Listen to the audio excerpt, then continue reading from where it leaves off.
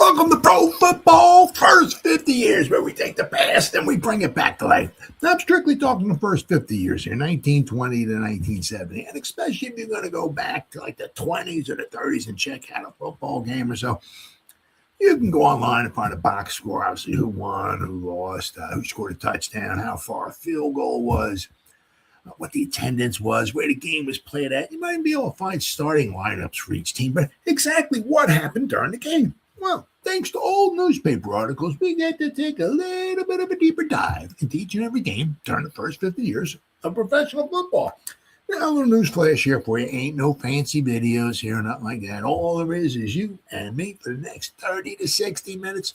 So if that's all right with you, let's get on in today's game.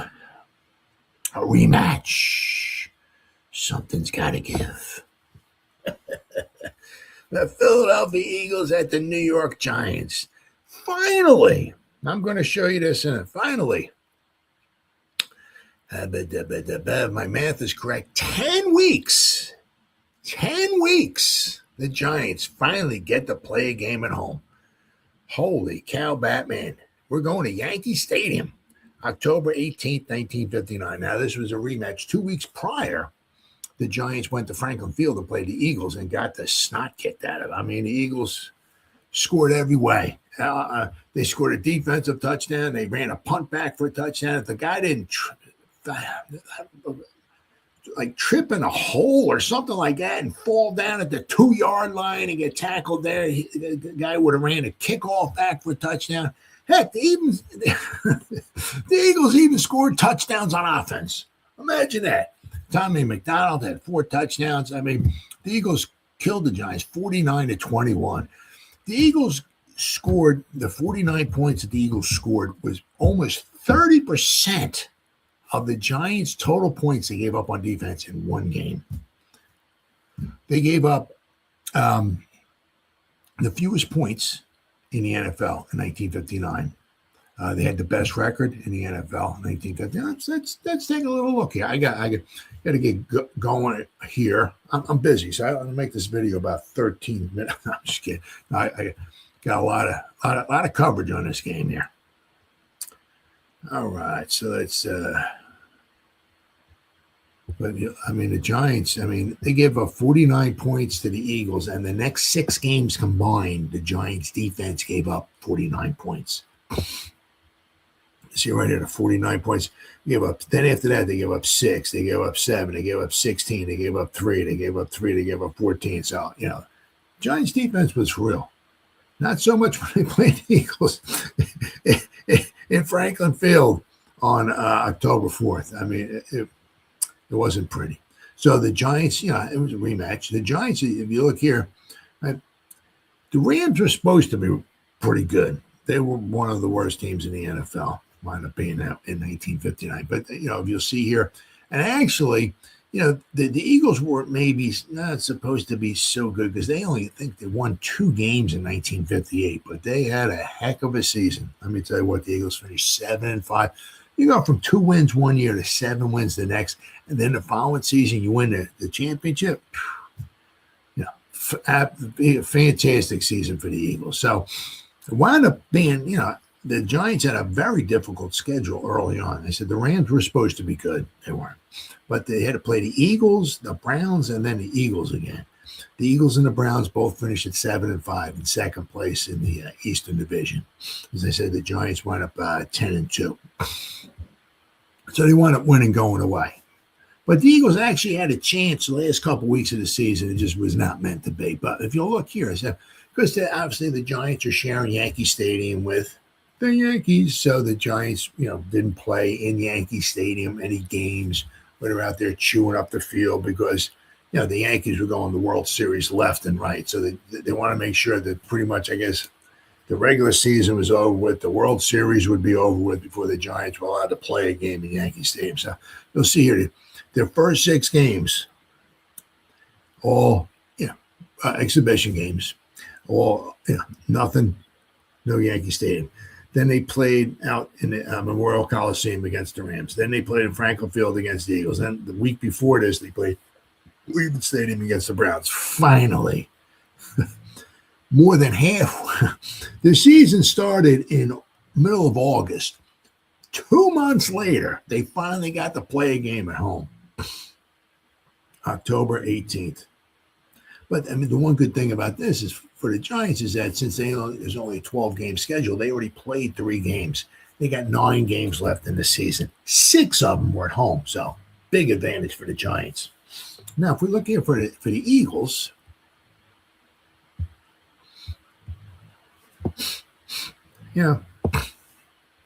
so the Giants had their 2 losses. The Eagles lost their opening game here against the 49ers, and spoiler alert, the Giants would win this game, and then the Eagles would lose to the Browns.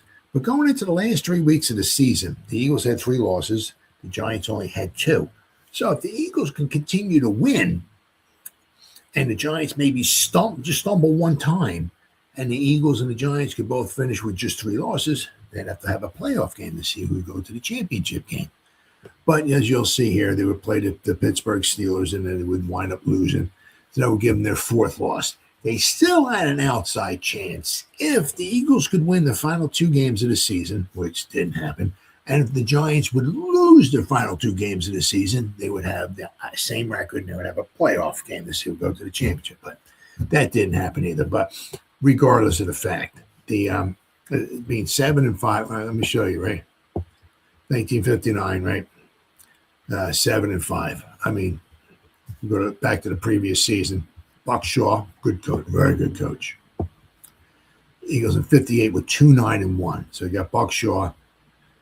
So they went from 2-9-1 to 7-5. And then not only that, but then the following season in 1960, they went to 10-2, first place in the Eastern Conference, Eastern Division, whatever you want to call it. And then they won the championship. They gave Vince Lombardi and his Green Bay Packers their only playoff defeat.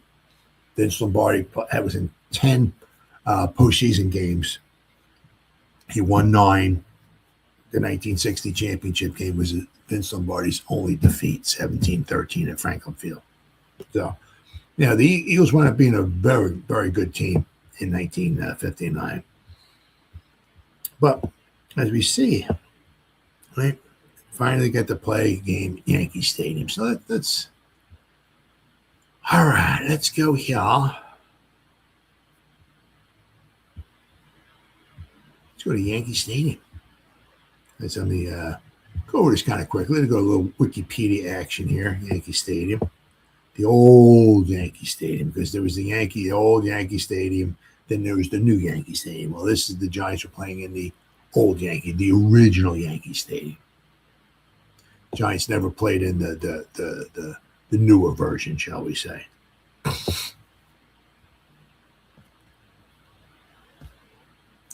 Because the Giants were in the Polo Grounds from 1925 to 1955. So the Giants started playing in Yankee Stadium in 1956. So this is only their 4th season at Yankee Stadium. Originally, Yankee Stadium was located in the Bronx. It was the home of the New York Yankees from 1923 until 2008, except from 74 and 75 when it was renovated.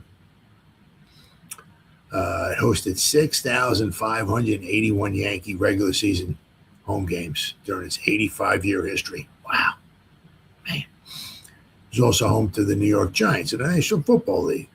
From October 21st through September 23rd, 1970, they played their first 2 regular season games of the 1973 season at Yankee Stadium. The first game, I'll show you a picture of it in just a second here. They beat the Houston Oilers 34-14, and then in the second game of the season, they wound up tying the Philadelphia Eagles on a last-second Pete Gogolak field goal to tie the game, and that was it. 2 games, and then the rest of the season they played any of their home games with the Yale Bowl. The house that Ruth built, which is derived from Babe Ruth. Stadium was built from 1922 to 1923 for $2.4 million, which is back then was quite a bit of money. Construction was paid for entirely by the Yankees owner Jacob Rupert, who was eager to have his own stadium after sharing the Polo Grounds with the New York Giants. Yeah, that did not work out very well. The Yankees were sharing the Polo Grounds with the Giants, but things didn't go out so well. I mean, it always seemed like there would be some kind of conflict, or they were things were not very good there. So the Yankees had to get out, or wanted to get out. Got here in 2006, the Yankees began building a new $2.3 billion stadium.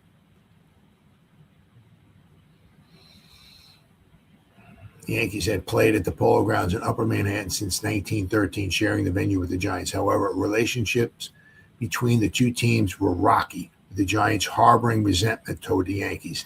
The Yankees had been looking for a new and permanent venue since at least 1909. The local papers had periodic announcements about the Yankees acquiring and developing land in the Kingsbridge neighborhood. Let's see. The Yankees would remain tenants at the Polo Grounds for 10 years, the same length of time that they'd spent at Hilltop Park.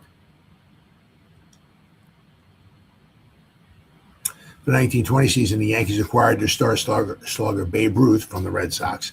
And in his first year with his new team, the Yankees drew 1.3 million fans to the Polo Grounds, outdrawing the Giants. By the middle of 1920, the Giants had issued an eviction notice to the Yankees, which was soon rescinded. The Giants didn't want him there. 1921, the Yankees won their first American League pennant, but lost to the Giants in the World Series. Weird, right? But in the World Series, every game was played at the Polo Grounds because it was the home for both teams.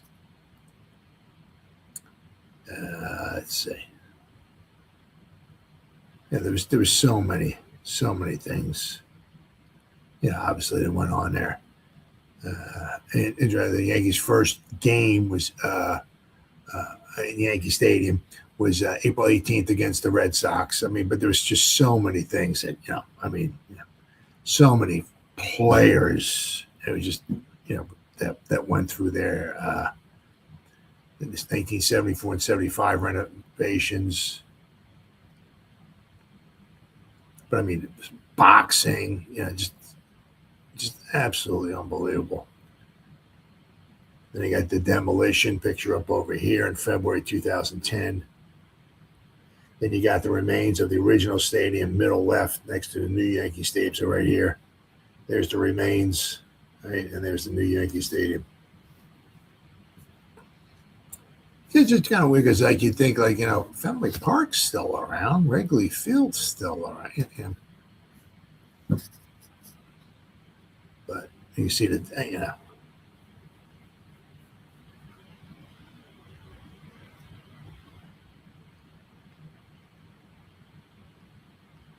Somewhere in here there's the Giants. Hammond or Bob Shepard, the announcer there of music, meeting at the bed, roll call, baseball. I can literally be here for about 4 days reading off everything from final game in 2008. There's from the final game. Andy Pettit won. Collegiate baseball, boxing. A lot of college football, big time. Notre Dame and Army. I mean, just, professional football. There you go. The New York Yankees of the original first AFL, 1926, played there. Then the Yankees of the All-American Football Conference played their games at Yankee Stadium from 46 to 49.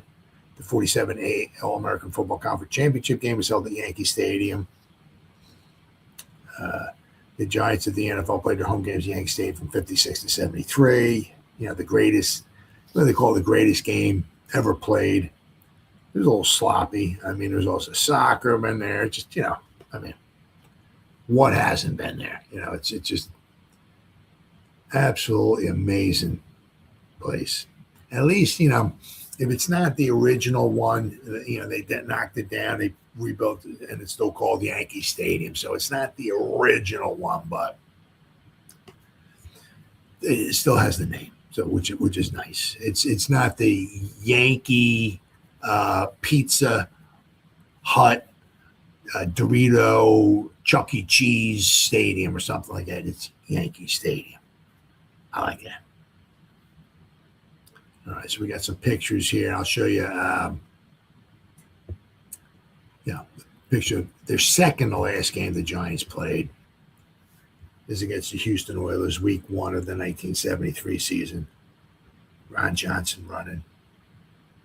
Wound up like 92 yards or 90-something yards on the day. I mean, just, NY. I guess it's from the 60s. Here we go, an upper. Here's a shot up here. All right, so, I mean, you could just see. I mean, it's just, it's I mean, obviously it's not that like the bowl where everybody's, is the same, kind of the same distance away or nothing like that. I mean, you got people over here, I mean, if you're obviously up here, you're far away from there, but I mean, you can just see like the fans over here are kind of far away, from the field. But you can see how it's laid out. Here's Y.E. Tittle and Allie Sherman. I'm not sure. This has got to be at least 1961, 60. It's anywhere from 61 to 64 because Tittle's there. And it's got to be. We got the Giants and the Steelers. I mean, look at this. Guy's got his hands up in the dude's face there. I mean, it just this is football here, baby. I mean, just man. Guys walking off the field into the game. I just saw one. Hold on there.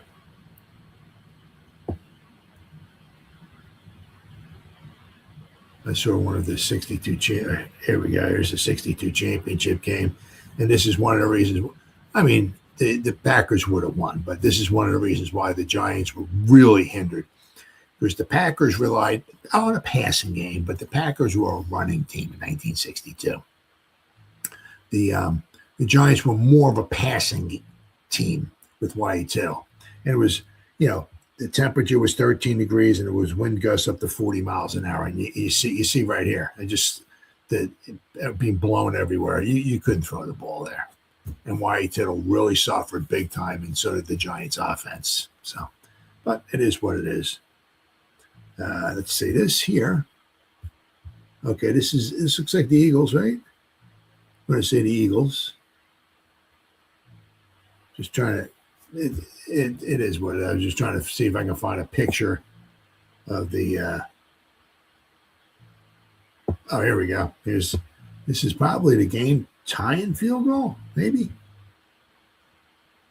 The championship game here. Well, it looks, or maybe that might be an extra point. It's a little too light. I'm going to say it's not dark enough to be the tying field goal. So this might be the extra point. One of the extra points that Steve Merrick kicked. Oh, here we go, right here. Right, here's the.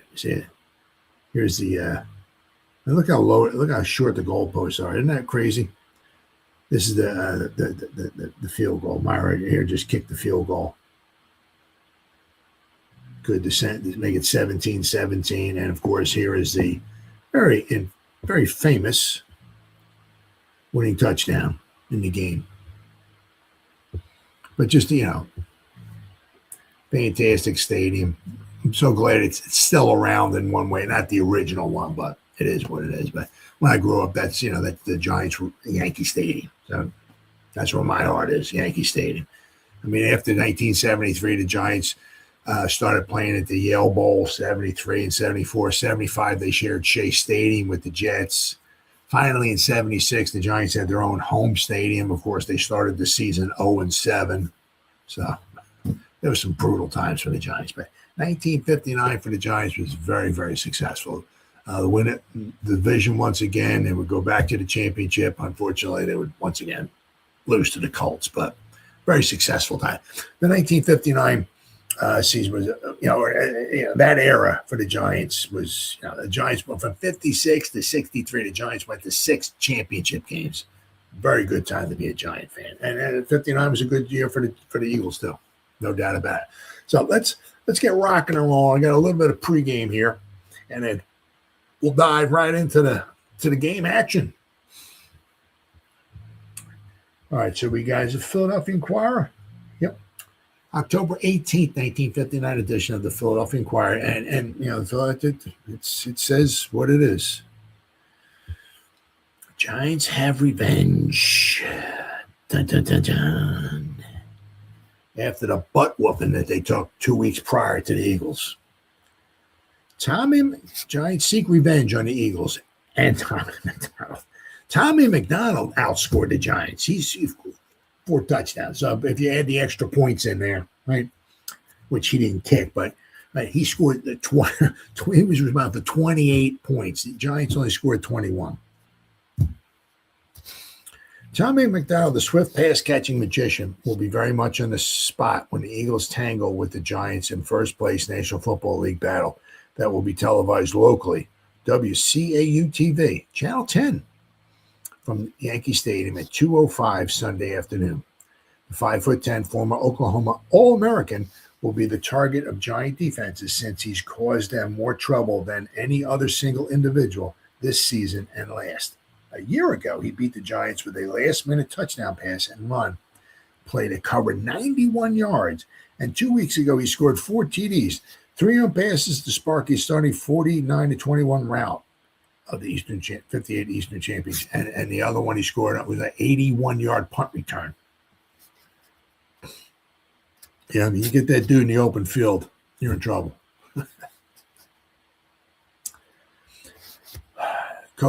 Giants coach Jim Leal calls McDonald one of the great ones, readily admits every possible precaution and emphasis has been made to prevent the Oklahoma Twister from blasting the Giants out of their stadium this time.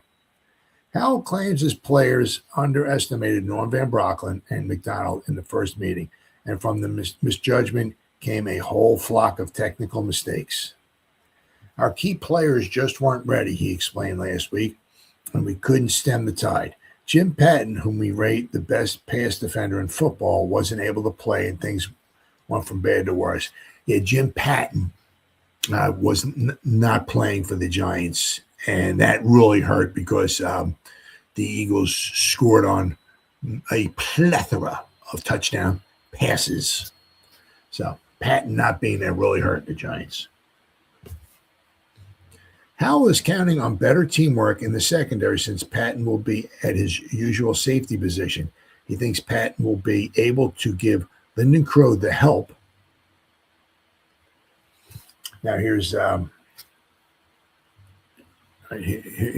after 3 weeks. You can just see. I mean, the Giants have a record of 2-1, but they've been outscored 54-76 in those 3 games.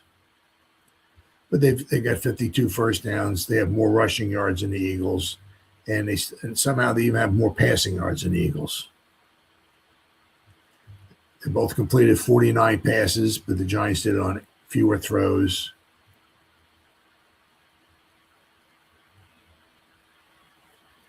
And the Giants, once again, it's 6 fumbles, but the Giants, once again, fumbles would be apparent for the Giants in this game as well, too. The Giants lost, I think, if I remember correctly, when they played the Eagles, the Giants lost 3 fumbles and threw 2 pass interceptions. So, I mean, the Eagles outplayed the Giants every which way. Every which way. 2 weeks prior. Well, my bad. They were able to give Lyndon Crow the help at covering McDonald that was missing in the game here. Players who were supposed to help Crow, he said, guessed wrong too often. Crow again will have the responsibility of keeping McDonald covered, since Howell doesn't think the Giants can afford to double team Tommy most of the time because Pete Retzlaff is now ready for solid duty with the Eagles. Yeah, I mean, between Pete Retzlaff and Tommy McDonald and Norm Van Brocklin throwing the football, I mean, my goodness. Yeah, that's a heck of a trio right there. Let me tell you what. Obviously, 2 of them are in the Hall of Fame. The 6'1" Retzlaff, who came off the injured list, for brief duty in last week's 28-24 victory over the Steelers, shared league pass receiving honors with the Colts' Ray Berry at 56 catches apiece the season before. The Eagles, who have several new pass patterns ready for the Giants, are hopeful his presence will take some of the pressure off McDonald and enable him to maintain his average of 19.5 yards per catch. The Eagles, seeking their third straight, are one-touchdown underdogs, apparently because they haven't won in New York since 1952, but twice in 10 years. The Giants figured to be the fired-up team because of the revenge factor and the fact it's their first home appearance. I said that this to be their, include the preseason, the exhibition game, this to be the Giants' 10th game, their first one at home. Coach Buck Shaw is standing pat on his Eagles lineups, confident that his protégés are ready physically and mentally to face up to a tough job. Let's see, is this it here? Yeah, okay, here we go. And if you're watching the game on TV, these are the TV numbers right here, right? And you see, I mean, there's not many players on the team. My goodness. I'm not sure what's going on here. Why there's a few more here than over here. That I don't know. But they got 36 guys on the team. That's it. Like nowadays, there's a 53-man roster, but you only dress 46. Only 40, because there's so many more. There's the dime, there's the nickel, the special team, this special team. There's the long snapper, there's the holder, there's the punter. There's so many special, But back then, it was just 36 guys. That was it. So, all right, so let's get a little rocking and rolling. We got some information here from the New York Times. Got a couple things from the New York Times here. All right, share the screen. New York Times. I don't even know. Oh, this could be it. Let's take a look. There you go. Giants beat the Eagles before 68,783 and take sole lead in the Eastern Division. Now the Giants going into this game were tied at 2-1, the top. But with this one, the 3-1, and pretty much that was it. Pretty much. They remained at the top of the rest, and with only 2 losses, all the other teams started knocking each other off. And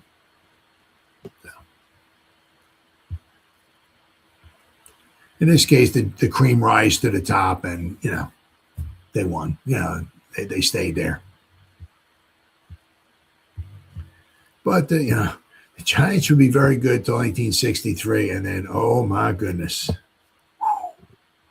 from 64 to 1980. Oh my goodness, they only had 2 winning seasons from 1964 to 1980. It was brutal. I'm a Giant fan. As you can, I don't know if you can read that. There was some brutal football to watch. Let me tell you what. So we got the stats for the game, right? Defensive player 70-yard dash with interception sparks Giants victory. The Giants had a very good game, right? A lot of rushing yards, 277 passing yards. Now, this is a lot. This is a lot. But even still, 45 yards for the Eagles, 70. And the 72 is a lot. But I tell you, a lot of times, I look at the stats for these games. I tell you that the amount of penalty yards, very minimal. What was it? The game the Giants played the week prior against the Browns. The Browns had 1 penalty yard. That was for roughing the passer. But the Giants got down to the 2-yard line. So it was a half the distance to the goal, so they only marked off 1 yard. But the Browns had 1 penalty accepted against them for 1 yard. So a lot of these games, there's not, unlike today, where sometimes it's almost unwatchable. Like every other play, there's a flag being thrown for something. Back then, a lot of times there were very minimal flags being thrown. Let's see here. So the Giants, you can see 13 out of 20. Pass in is 2, picked off 2. They picked off 1. See, but look, fumbles lost 4. Giants lost 4. So they lost, apparently, I'm thinking correctly, I think they lost 3 fumbles 2 weeks prior against the Eagles. And then apparently they lost 4 fumbles. So they lost, 7 fumbles, and the Eagles didn't lose one in either game.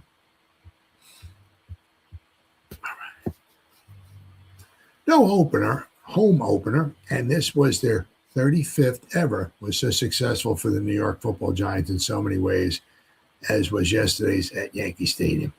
Not necessarily in order of importance, Coach Jim Lee Howell's lads accomplished things before 68,783 spectators.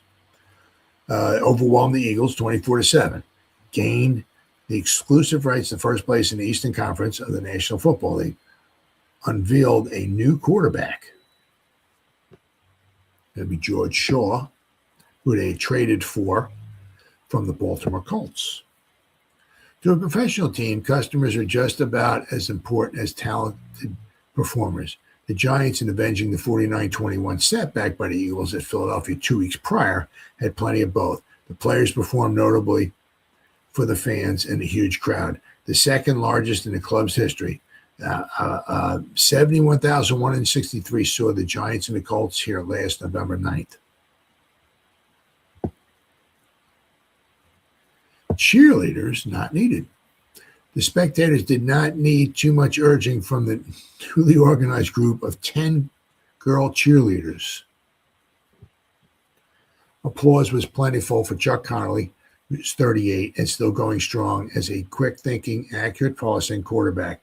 For George Toots Shaw, his fast-moving, resourceful understudy, and for Alex Webster, Frank Gifford, and Joe Morrison, the men in motion in Ali Sherman's man-in-motion attack. The toe work of Pat Summerall and Don Chandler, and the excellent defensive moves by Jim Patton, Dick Nolan, Dick Lynch, and Lyndon Crow in the secondary, as well as the entire line, also drew plaudits. Everyone had more than a few opportunities to cheer for his or her favorite.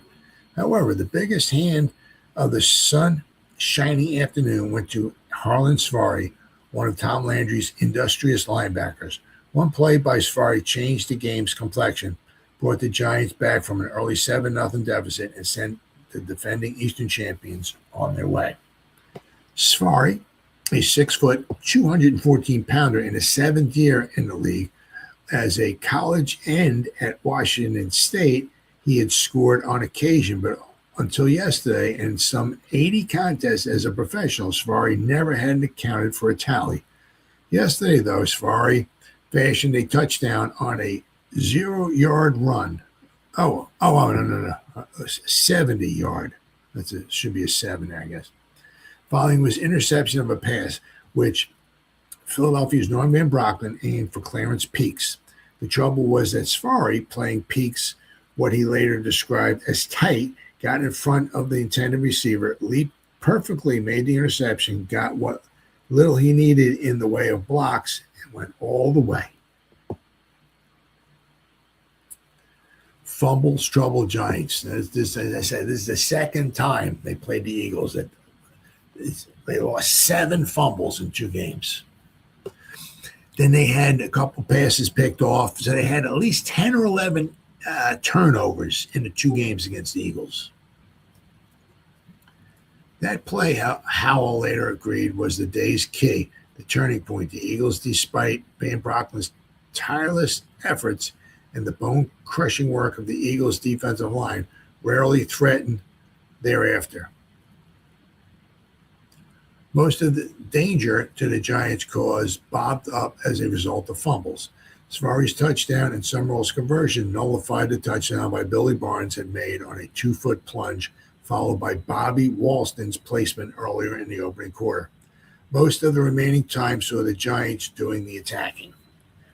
The Eagles' Dick Bielski failed with the 37-yard attempt for a field goal in the second period.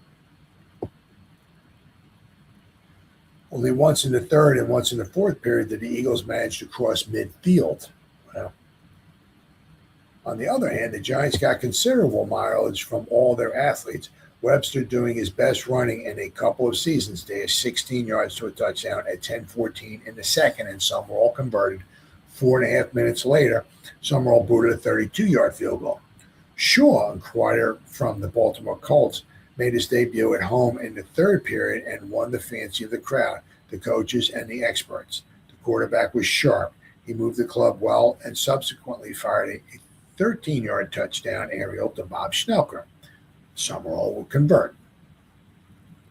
Van Brocklin's swing passes brought Philadelphia's principal gains. The visitors, who had been in a three-corner tie with the Giants and the Redskins before the game, had no runners to match Webster and Gifford. They were outgained 440 yards to 247 in total offense. So the Giants had basically 200 more yards of offense. Giants moved well en route to their third triumph in 4 starts, with Roosevelt Brown, Al Barry, and the man in motion providing blocks. The New York, and I'm going to show you, there's a play I'm going to show you about the man in motion providing a block. The New Yorkers made repeated long advances. They needed only 5 plays to negotiate 80 yards for their second touchdown. Zoop, going up. For their third, 54 yards were covered in only 7 plays. What's this? We got it? Okay, we go. I see the Giants wound up with 3-1, and everybody else was below them, and the Giants were just off. And even though, I mean, the Giants still were outscored after 4 games because they lost by 28 points, right? And you'll see here San Fran, Green Bay, and Baltimore all 3-1. But anyway, Philadelphia's touchdown required considerably more time and effort. After an interception, the Eagles attacked from their 36. After 10 plays, mainly on the ground, they had a first down inside the 1. After 3 plunges by Van Brocklin, Barnes, and Peaks, the Eagles still were inside the 1. Wow. A lot of that's got to do with baby. The Giants would put Roosevelt Brown, their offensive lineman, in there on the defensive line. He also obviously had, he was built like a Greek god. That guy, my goodness. But then he also had Roosevelt Greer, Rosie Greer, right? And Dick Modulewski. So they were able to clog up the middle pretty good.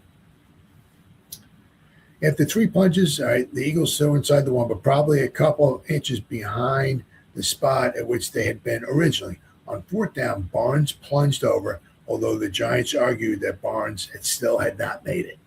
But so here's the here's the start lineups. Right, the Eagles went out 7-0, then it was 7. The Giants tied it up, and it was 17-7 at halftime. And 24-7 going into the 4th quarter. And then what they were saying there, the Eagles only crossed midfield, I think they said, like 1 time in the 3rd and 1 time in the 4th. So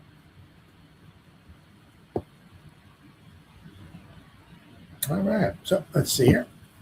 We got next one. All right. Got some more here from the New York Times.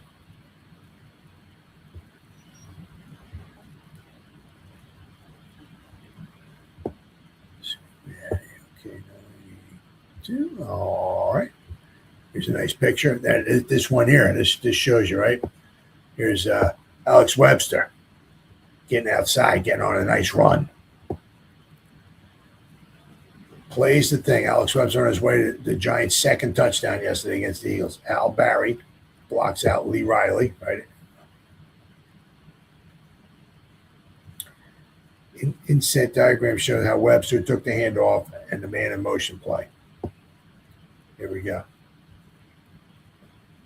This describes it. Giants man in motion blocker throws eagle line off balance. Allie Sherman's man in motion became a wall of strength for the Giants yesterday and a sore point for the Eagles.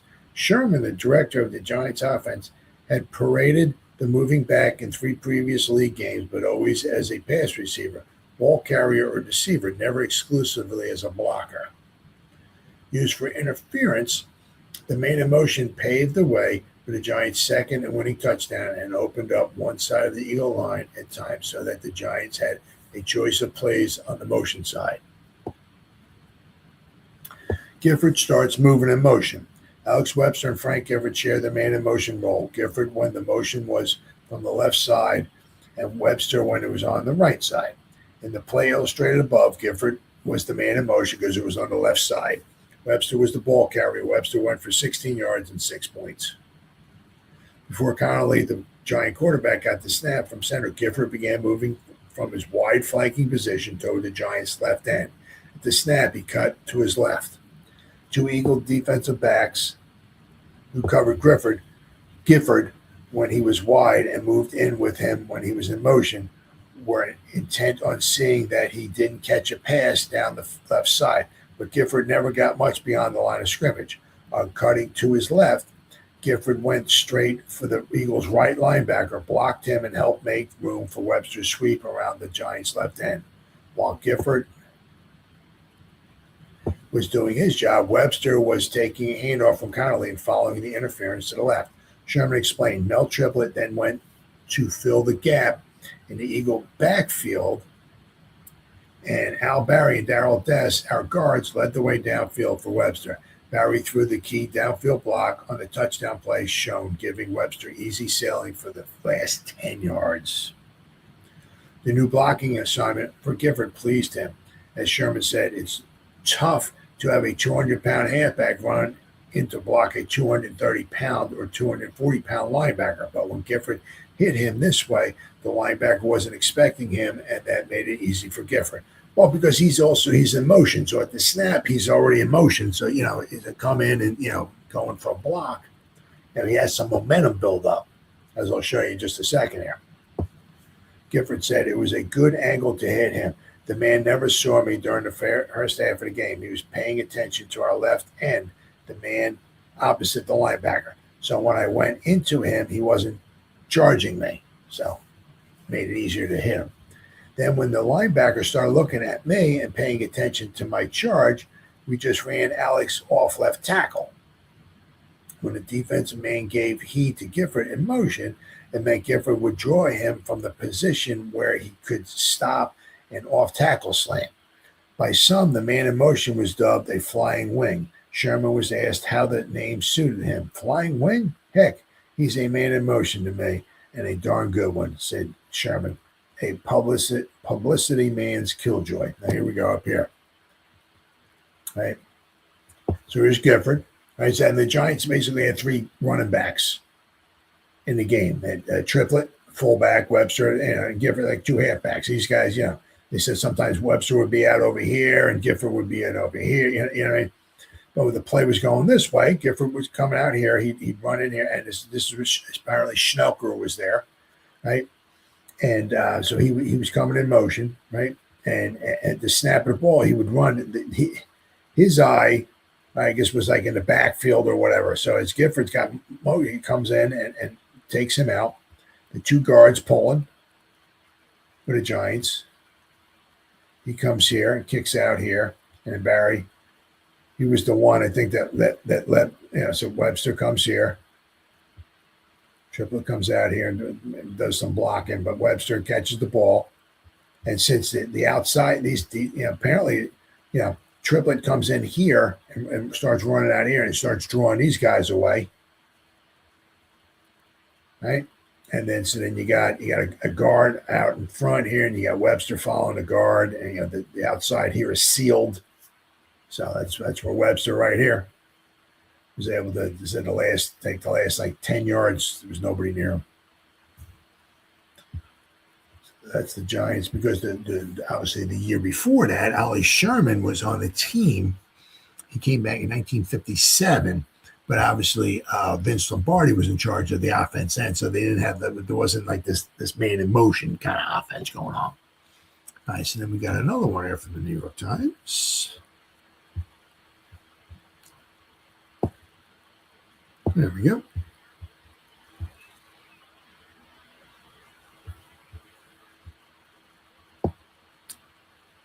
Like actors who fluff their lines during tryouts on the road, but are letter perfect for the grand opening, the Giants returned home to the Yankee Stadium yesterday on a glorious afternoon and delivered a smash hit.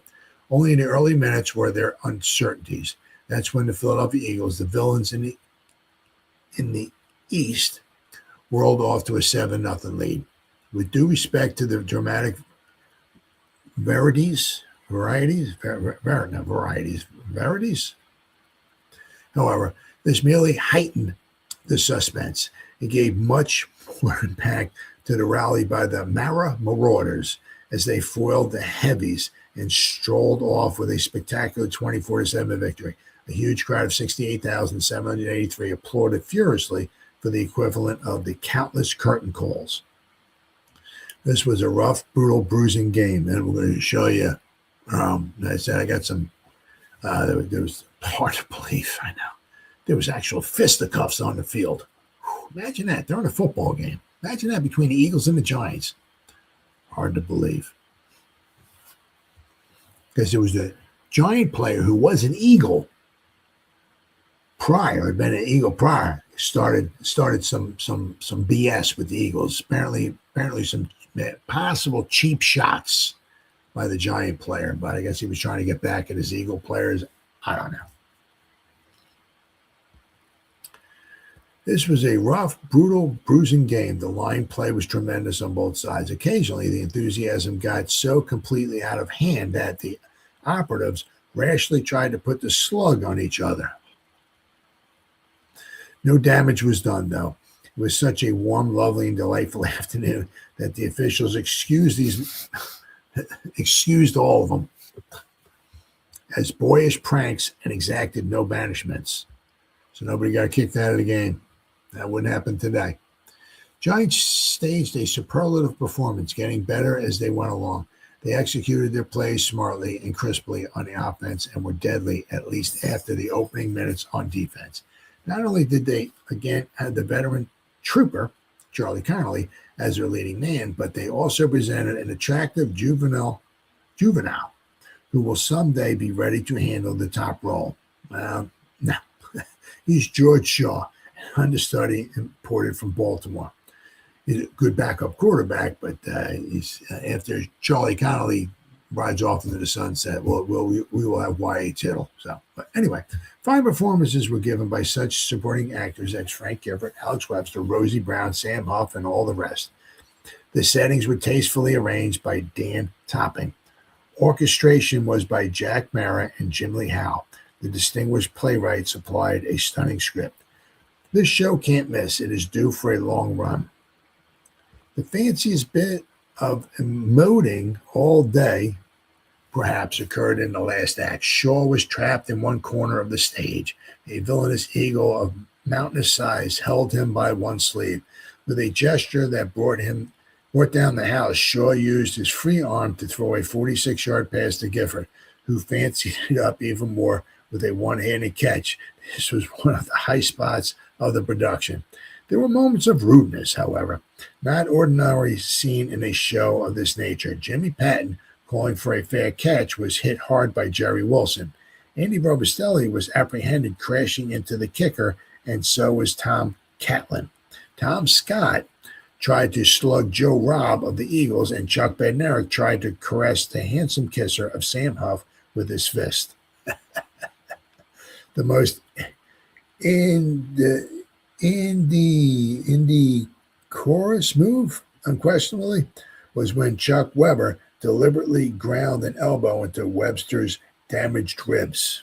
Now, out of control. The boys went at this one for a while as if they were performing with a greased pig instead of a pigskin. Tommy McDonald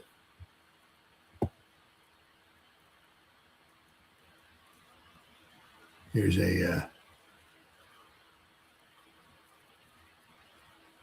interception. Eagles picking off a pass. Tommy McDonald's the Eagles grabbed for the opening kickoff, and the ball squirted out of his hands. He grabbed again, and it darted once more from his grasp. So he pinned it to the turf before it could escape. When it was the Philadelphia turn to kick off, Joe Morrison of the Giants tucked the ball under his arm and whirled out from the end zone, never suspecting what a treacherous package he was carrying. The pigskin leaped free on the 20, and the Eagles recovered. However, the over-eagle birds were offside. They tried again using a new victim, George Scott. He got to the 30 before the ball popped from his arm.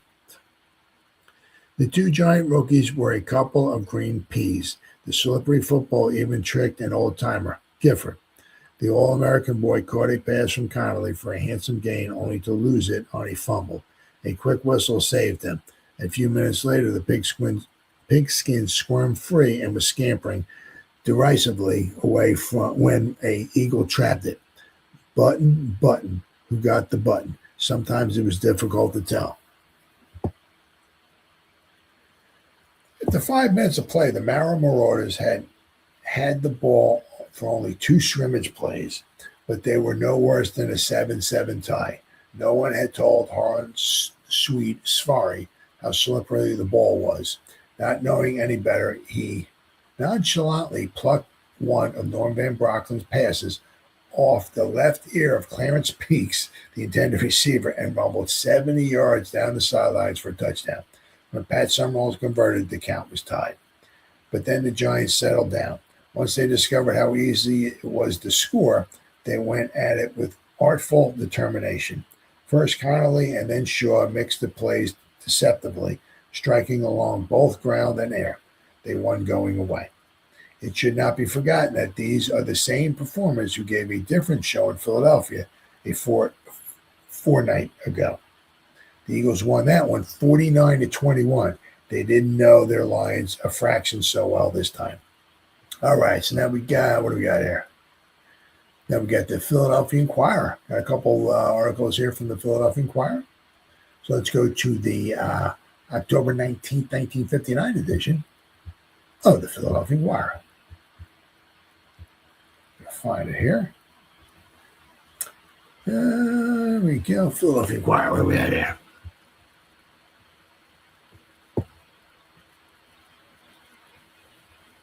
Okay. Giants rout Eagles, top Eastern Division. Now here's the touchdown. Billy Barnes scores by a nose on 4th down plunge from the 1-foot line in the first period. Trying to throw Billy back were Jim Patton and Harlan Safari. Roosevelt Brown, right here, who's the offensive lineman for the Giants, but they put him in a goal line. Here's Patton. This must be Safari down here, I guess. The TD gave the Eagles a brief 7-0 edge. The Giants stormed back to win 24-7. So this is where the Giants, he must have just barely snuck across the line, but the Giants seem to think maybe not. But all right. Webster breaks the tie on a 16-yard end run. The Eagles were brought rudely back to earth by a fired-up gang of New York Giants who overcame a rash of fumbles to crush the Philadelphia 11 24-7 for a record opening day crowd of 68,783 at Yankee Stadium Sunday afternoon. The Giants showed a complete reversal of form to avenge their 49-21 trouncing 2 weeks ago in Franklin Field and climbed into undisputed possession of first place in the NFL's Eastern Division with their third triumph. New Yorkers resembled their powerhouse that won the Eastern title a year ago as they contained the Eagles with alert, vigorous defensive play after the first period and outgained their previous conquerors 440 net yards to 247 with their sharpest attack of the year. Webster and Patton star. Alex Webster's return to the offensive backfield and Jim Patton's presence in the deep secondary made a tremendous difference to the New York club, which was denied their services because of injuries in the previous scrap. The veteran 225-pound Webster sparked the running game with 62 yards on 7 carries, and it was his 16-yard dash around left end for a second-period touchdown that broke a 7-7 tie and put his team ahead for keeps. Patton, considered the Giants' best defensive back, apparently applied the glue lacking in the previous game because Tommy McDonald and the rest of the Eagle receivers were so well guarded that Norm Van Brocklin couldn't complete passes when they would have meant something. McDonald, who scored 4 TDs in the previous game, was limited to 2 receptions for gains of 29 and 11, respectively. So he only had 40 yards receiving all game. The ball was only thrown to him 5 times, and on one of those occasions, Patton intercepted off Tommy's hands to check a 4th-period drive on the 17. Giants' defensive line, spearheaded by Jim Katcavage and Andy Robustelli, kept such constant pressure on Van Brocklin that it was surprising he was able to complete 16 of 26 passes for 179 yards. In sharp contrast to the earlier game, the Eagles were rarely able to break through the Giants' offensive line to harry quarterbacks Charlie Connolly and George Shaw. Giants quarterbacks were able to pick their receivers at will as they completed 13 out of 19 tries with 277 yards. The main target was hard-running veteran Frank Gifford, who made 4 big catches for 117 yards. Safari turns the tide. If it hadn't been for an interception and a 70-yard touchdown run by Harlan Safari midway through the first period, the Eagles might have been able to rock the Giants back on their heels and gain victorious momentum as they did 2 weeks ago. Safari's theft and long run, which came on a swing pass intended for Clarence Peaks, tied the score at 7-7 just minutes after the Eagles had driven 60 yards for their lone TD, scored on a 4th down 1-foot dive by Billy Barnes. Joe Morrison fumbled the kickoff following the Eagles' tally, and Philly rookie John Nocera recovered on the 20. The ball had to be kicked over because the Birds were offside, but they got it back again by hitting George Scott so hard on the second kickoff that he fumbled, and Tom Louderback recovered on the 30.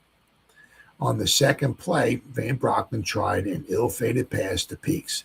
Clarence was still running with his back to the ball as Safari picked it off and raced unheeded with a group of blockers down the east sideline of the key play of the game. Thereafter, the tide swung heavily to the Giants. A fumble by Gifford, recovered by Gene Johnson on the 29, stopped a Giant drive early in the second period before the New Yorkers were able to take a comb. All right, let's go to page 35 of the Philadelphia Inquirer, the October 19th, 1959 edition here. So let's go here.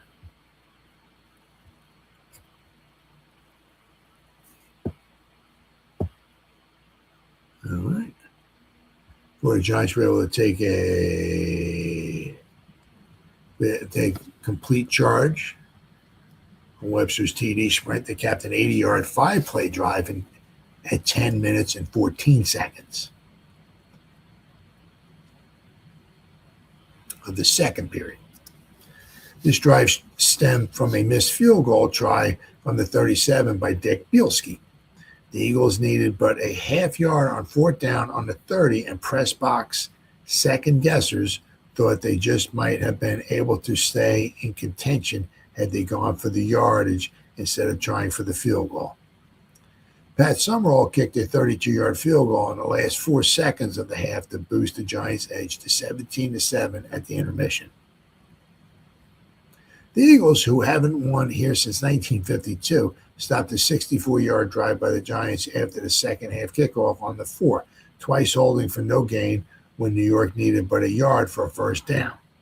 But the next time the Giants got the ball, they rolled 54 yards, with Shaw passing 13 to Bob Schnelker, an ex-Eagle, for the TD that iced the decision on the 6th play. Fumbles stopped 2 other Giant threats on the 26 and the 10 in the 4th period. In absorbing their second defeat, the Eagles dropped into a 4-way tie for second place with a record of 2-2. There you can see right here.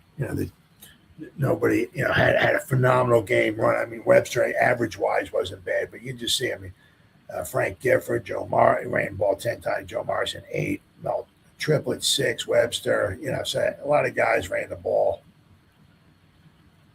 The Eagles had a lot of run in here too, ran the ball almost like 23, almost 30 times, but didn't get a lot of yardage out of it.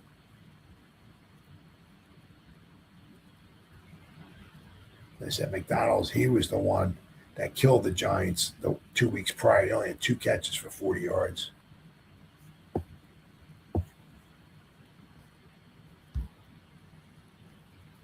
All right, then we got, what do we got here? The Daily News. And we got, so it looks like we got 3 articles here from the Daily News, the New York Daily News. So let's go to the October 19th, 1959 edition of the Daily News, the New York Daily News. Share the screen. All right, Daily News. You got to find it here. All right, here we go. Record 68,783. See the Giants turn on the Eagles 24-7. Here's making like an Eagle. Eagle and Bobby Walston managed to elude Dick Lynch 22 in the first period TD drive and grab hold of Van Brocklin pass to the Giants' 17-yard line. Lynch, Sam Huff, Cliff Livingston, and Jim Patton all got in on the tackle. And here's Tommy McDonald right here.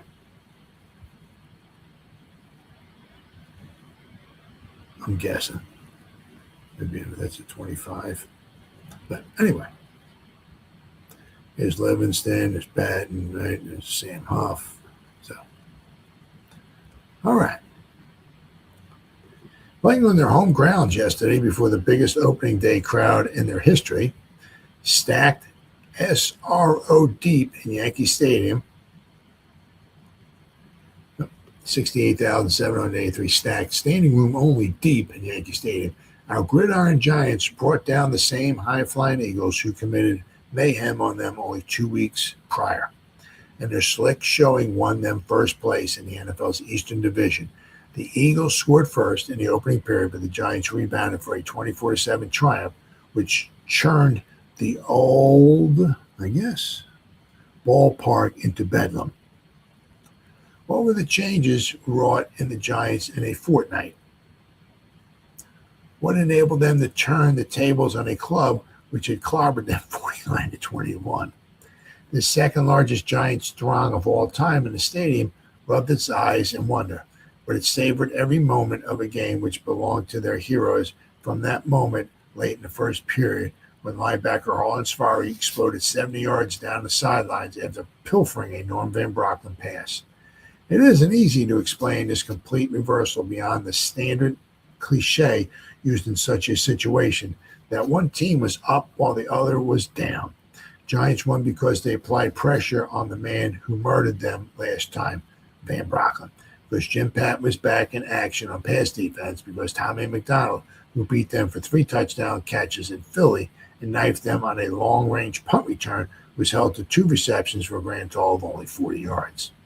They won because their great halfbacks, Frank Everett, Alex Webster, meshed a pair of sensational performances, because George Shaw was able to spell Chuck Connolly for the full second half and keep the offense cooking.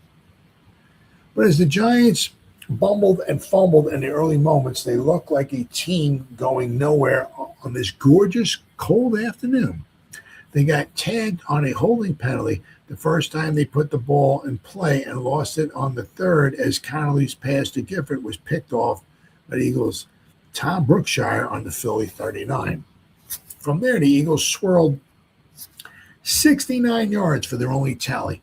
Van Brocklin pitched strikes to Dick Bielski for 18 yards, to Bobby Walston for 17, and to Bielski again for 9, and a first down on the Giants 1. It took the Eagles 4 downs to slug the final yard against New York's famed goal line defense, and there were those in the crowd who say Billy Barnes still wasn't over when he leaped at the Giant line, just to the right of the padded post. But the officials ruled it a T-Day, so the Eagles were in front 7-0 at 9:27 of that first period, and within moments they were on the threshold of a second score. Rookie Joe Morrison bobbled the ensuing kickoff, but the Eagles were offside. Rookie George Scott repeated the bobble as the kickoff is repeated, and that's the same thing, right? You got the start lineups and all that stuff. All right, so let's go to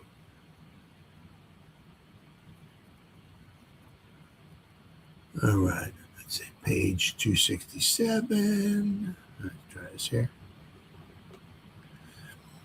It was repeated as Tom Louder back came up with a leather on the Giant 31.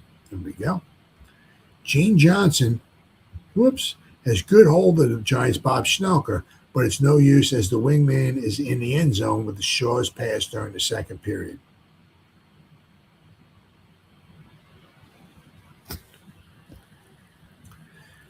Two plays later, the time turned in the split second. It takes a man to pull the ball out of the air. Van Brocklin was trying that swing pass to Clarence Peaks the only aerial maneuver with which the Eagles were able to gain all afternoon, and Safari, the Giants' right linebacker, brutally interrupted just as Peaks turned the corner. The 214-pound Washington State veteran took off down the sidelines, and not a hand was laid on him all the way. He didn't even need a block to speed him along. The Giants, after stopping the Eagles' attack to generate a thrust, which carried to the Philly 27 before Gifford butterfingered to Gene Johnson. The Eagles then delivered a counterattack but stalled on the Giant 30 when 4th down and a foot to go. Eagle coach Buck Shaw elected to try for the field goal instead, Bielski blowing it from the 37. So the Giants started on their 20 and proceeded to wrap up the game. They covered 80 yards in 4 plays. It was Gifford for 8 yards, Connolly to Gifford on the swing pass, Giant version for 2, Connolly to Webster over the middle for 27, and Webster for the touchdown. This was a gorgeous hunk of ball carrying by Alex, who is playing with a popping rib cartilage these days. Ooh. And knock him down blocking by Al Barry and Rosie Brown. Connolly faked to triplet on the inside and handed off to Webster, who went sailing around his left flank to score standing up in the corner. The run covered 16 yards. This march displayed the 2 Giant halfbacks at their best, and the contributions of each prove what a difference their health means to the Giant attack. For Gifford, 10 carries for 46 yards and 4 pass catches for 117 yards. So Gifford had like 160 yards total offense. What is that? He had 14 touches, over 160 yards of offense. For Gifford, 7 carries for 62 yards and 2 pass catches for 56 yards. So between the Giants, those 2 guys, they had 17 carries for over 100 yards, 108 yards. So overall, the Giants gained 163 yards rushing to 68 and 277 yards passing to only 179. It was Bob Schnelker, who threw 3 catches for 65 yards and a touchdown, who set up Pat Summerall's 32-yard field goal just before the intermission. He speared a Connolly pitch in front of Johnson for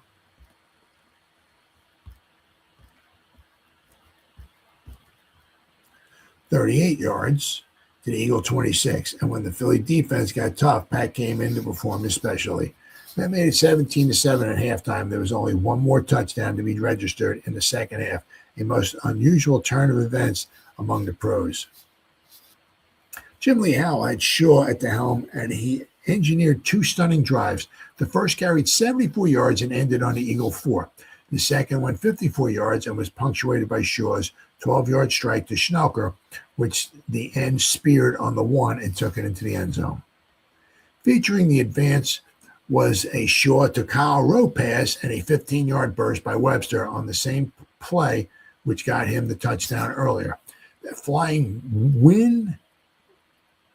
wing, man in motion, accomplished some robust stuff in this spin, particularly in the department of blocking. Webster, as the flying wing, cleaned out the Eagles' left cornerman on the first play of the drive to spring Gifford for 10 yards. The Giant defense, led by such as Sam Huff, Jim Ketkavich, Andy Robicelli, and Harlan Safari, stayed tough up front, and the pass defense had gelled with second-year man Dick Lynch playing a bang-up game. The Eagles managed to move to the Giant 40 toward the end of the third period, but Patton swiped a Van Brocklin aerial on the 18. And through the fourth period, the Giants brought off 2 advances to the Eagle 1. The revitalized Steelers, who conveniently knocked off the Redskins to give the Giants sole possession of first place, are the next obstacle in Pittsburgh this coming Sunday.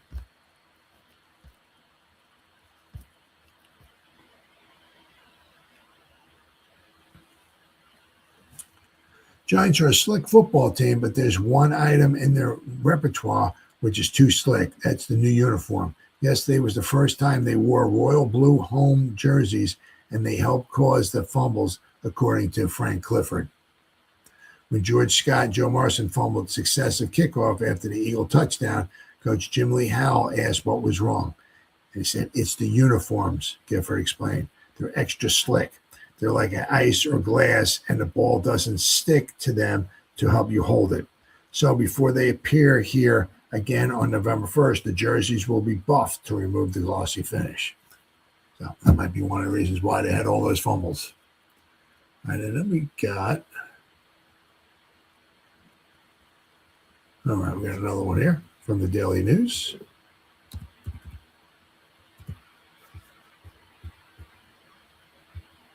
What do we got here? 110. All right.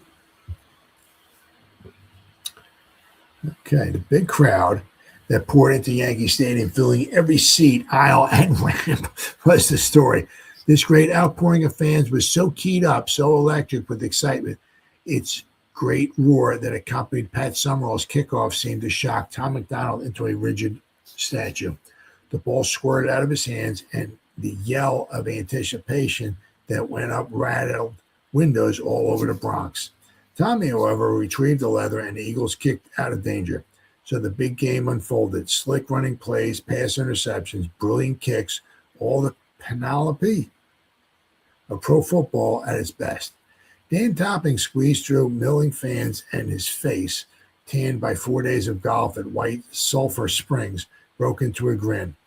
Isn't this terrific? They're turning away at least 10,000 people, the way I gauge it. There is no limit to what pro football is capable of playing to here. Why, someday we might have 200,000 in the stadium if we build one the size of the one in Buenos Aires. Norman Van Brocklin's pitch to Bobby Walston set up the first enemy scoring threat in front of the Giant goal. Another to Dick Bielski placed the ball on the one. Took 4 smashes to put it across the Giant lineman, putting up a magnificent defense, yielding reluctantly by the barest of margins. There we go, right? Giants defensive platoon held the Eagles for 3 downs on the 1-yard line before officials ruled that Billy Barnes' arrow hurled over for the first touchdown of the game. So obviously, you got, it's tough to argue, right? I mean, the goal, it's such a mayhem right here, right?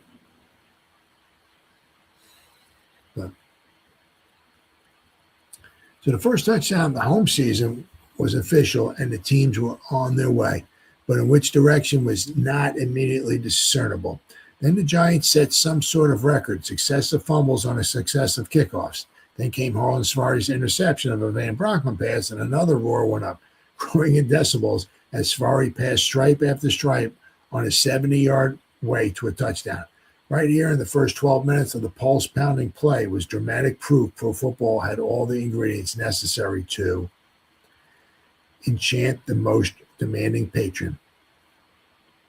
There were long runs, quick surges of ground-gaining plays, becoming punts, alert defenders jarring tackles, and 200-pound backs running like whippets. 24-7 victory was a well-deserved reward for the record crowd and should go far to give even greater momentum to the city's enthusiasm for the Giants. I thought the big heroes were the Giants' defensive unit. They just wore down the Eagles, frustrating the ground plays and knocking passes out of the air at vital moments. They held the Eagles to 68 yards rushing. George Shaw seemed to pick up the club and give it the lift it needed. It's always nice to have a hot man in that spot, and Shaw was every bit of that. All right, then I just want to show you the. If I keep reading it, I'll be here for like I got more, but I want to show you. Let's see here. I show you what they got. Something. Here we go, right here. Angry Eagle is tackle Don Owens, 70, right here, who was restrained by teammate Theron Sapp and Giants Buzz Guy, number 60.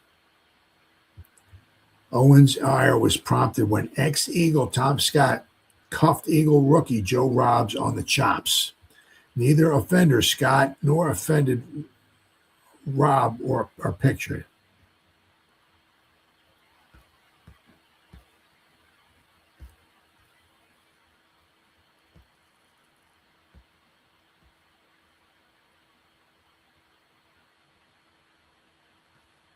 I think was there another one?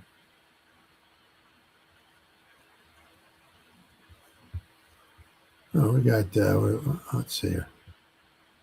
Nope. All right. Got a couple more pictures here. Giant Sam Huff fails to knock down the ball on a field goal attempt. Came freaking close though, didn't he?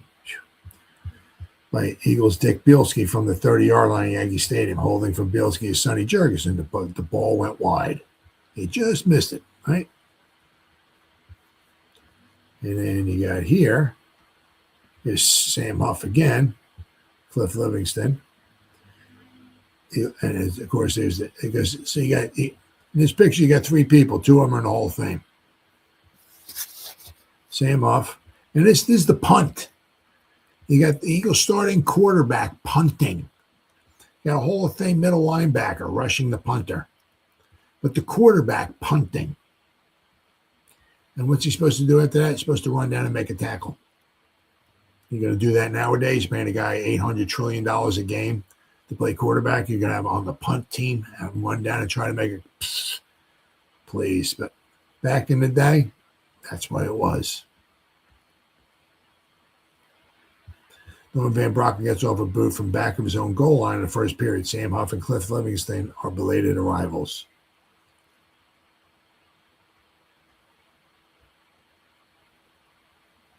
So that was that. And there's no other pictures on this one here now. So just wanted to just a lot of cover. I mean, you know, the Philadelphia papers do a very good job, you know, during the regular season. Exhibition, sometimes it's a little hit or miss. Depends upon where the game is played at. Sometimes it's not played at somebody's home. I mean, the Giants played a game in Bangor, Maine. You know, they played a game out in Utah. You know, and then it also depends upon what time the game is played. Like if the game is played like out in the West Coast on an exhibition game, and the game starts at 8 o'clock out there. It starts at 11 o'clock on the East Coast. Yeah, there's not a lot of coverage. That's an exhibition game. But during the regular season, there's usually a pretty decent amount of coverage, especially for both Philadelphia and for New York. But anyway, for this game, you know, the Giants, it was like the exact opposite. The Eagles thoroughly won the game 2 weeks prior against the Giants. And this one, the Giants were certainly the better team of the two. After this, you know, the Giants were 3-1, and the Eagles were fell to 2-2. But it was a long season; they still had 8 games left to go. And as you saw, as I showed you, you know, the Eagles hung around, and you know, even though they fell short in the end, they fell short and had a record of 7-5. I said for the Eagles, it was a very, very good season because they won only 2 games the year before. In a 12-game season, you go from 2 wins to 7. You go up 5 wins in a 12-game season. I said then the following year, you go 10-2 and you win the whole thing. I mean, you know, these couple of seasons here for the Philadelphia Eagles are very, very successful. And it's the same thing with the Giants, 58-59. They won the Eastern Division both years.